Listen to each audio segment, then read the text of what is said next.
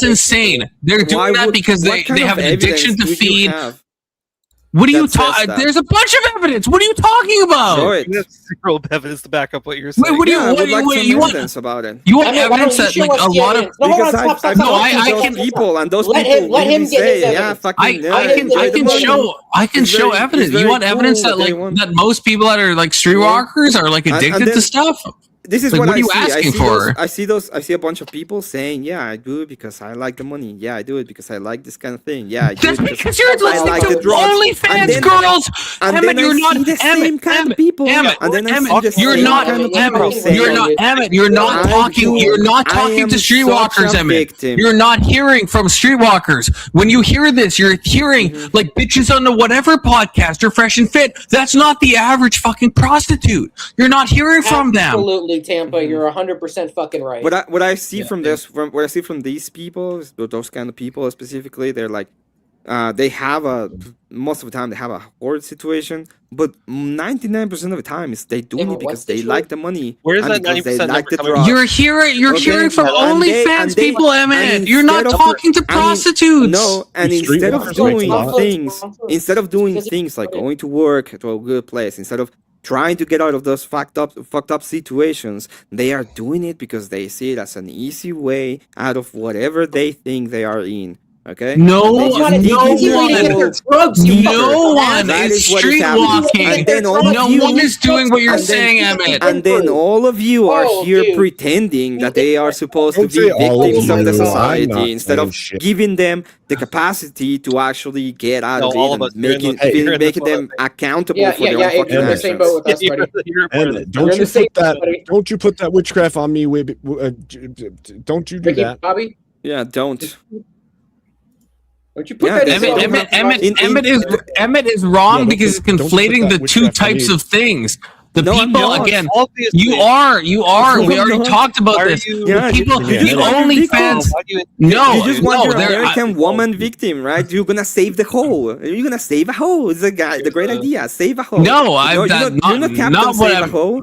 And Not what I'm the talking more, about. The more we Did we give, the more we give Not what these I'm talking people about at victim all. status, the less we're actually helping them That's get out of these 90%. fucking That was the situations. number. I'm not trying to give anyone fucking status. I'm just saying that there is a distinction, and I thought you agreed to that. There's a distinction between a college person who has student aid and wants to turn to OnlyFans. I would say that's copium. They're a fucking slut. I would say Yeah. that. Versus someone who's like drug addicted, who's like going on the streets. I would say Because he no wants one drugs. is choosing. Yes, because they want drugs. Yeah, but I'm Okay, saying yeah, no it's one. the same thing in my eyes. What the fuck? No. I know. Wow, wait, how is that the same thing in your eyes? You How is that? decide to get Wait, what? to get out of that. If I saw a person like that, it's like fuck, my life's fucked. I can't even afford drugs. Okay, I'm fucked.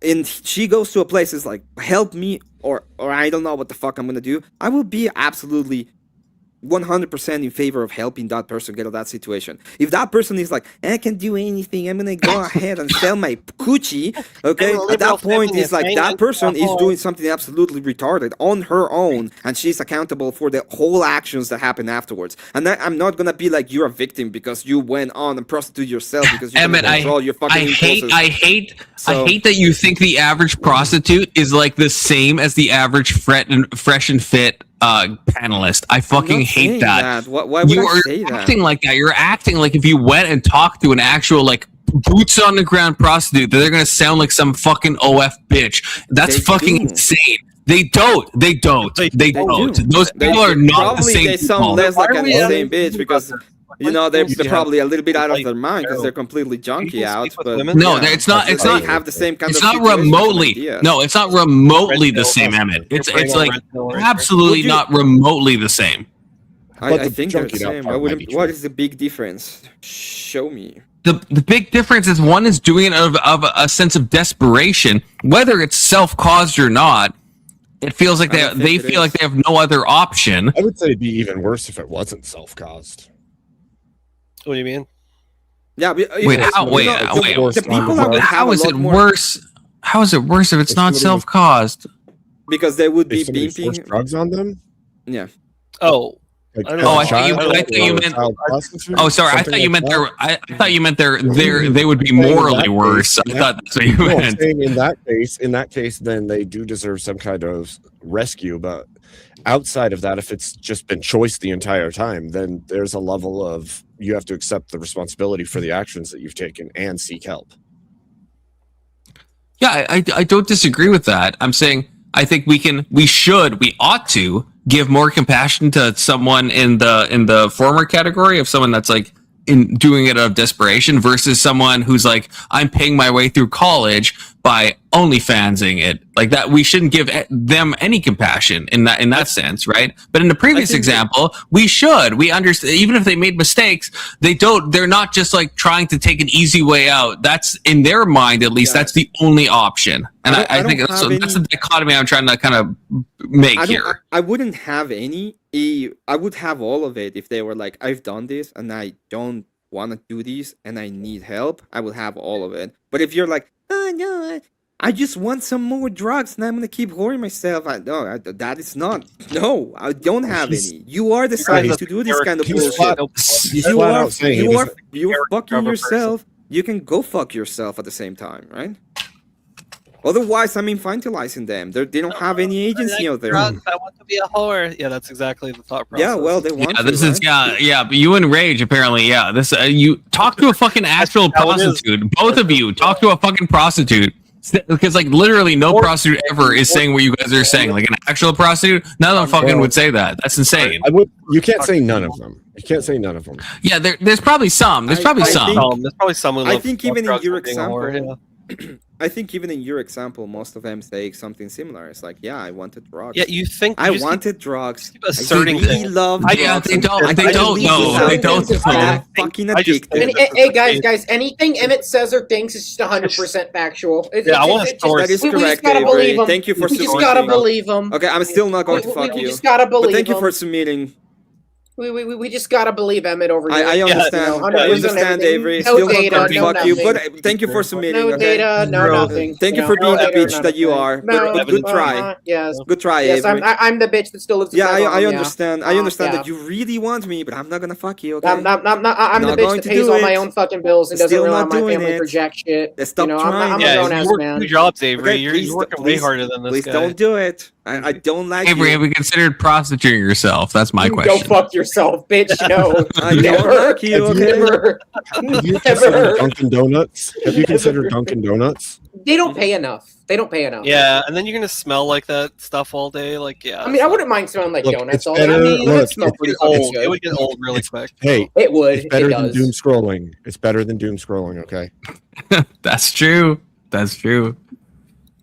Steelman's gone, so he can't defend his original position. But it's Dunkin' Donuts is better than doom scrolling. Okay, that's how we got here. Objectively, it is. Especially if you're feeding your kids.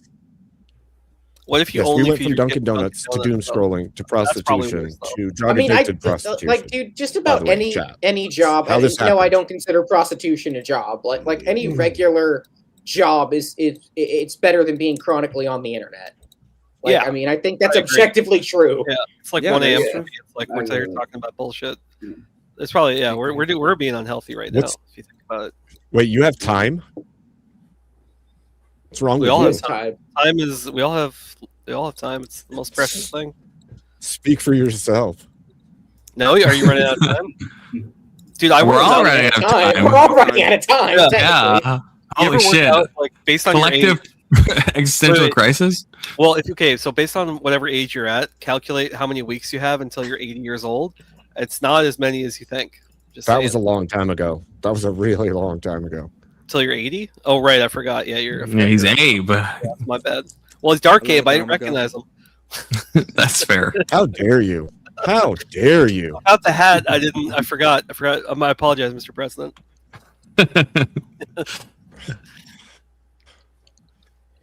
Look, I thought only the panel I was on last night was functionally retarded. I'm starting to think this one is too, to be fair.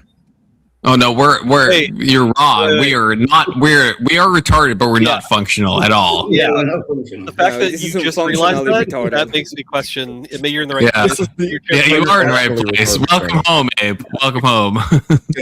Damn. Well played. So Wild Heart. Yeah. That was Oh yeah, fun. welcome, Wild Heart. Appreciate that. Yeah, good to see you. What do man. you think? Good to see everyone on the panel. Hey, what's up, man? Hope you're doing Did you well. eat the donuts today? 2,860. Did Yeah, you eat sorry? the donuts today? Did you eat the donuts today, Wild Heart? Or a I'm skull? not, I I'm, have 20,020 Yeah, days I'm left to not- live. Yeah. Damn. I'm not, That's it. That'll go quick. It'll go quick. I think that did you means get he's stoned today? better. I joined like mid Stoned today. conversation, so I was just trying to pick it up. Do you like some? Did you get some bread today? Any kind of bread? I've not had anything to eat today. Oh I woke man, up he's of yesterday high and moral I- virtue.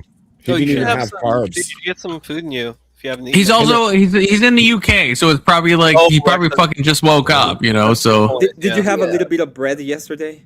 Did he Any robot? bread? I did. I had. Did two he just sandwiches robot to all of yesterday. you, Yeah. No, that was just you. or am I Yeah. roboting? I think it was you. Yeah. Two How dare sandwiches you. yesterday. Confluence. All right. Well, now that all the spurging is done, people can't say I'm running, so I'm gonna leave now.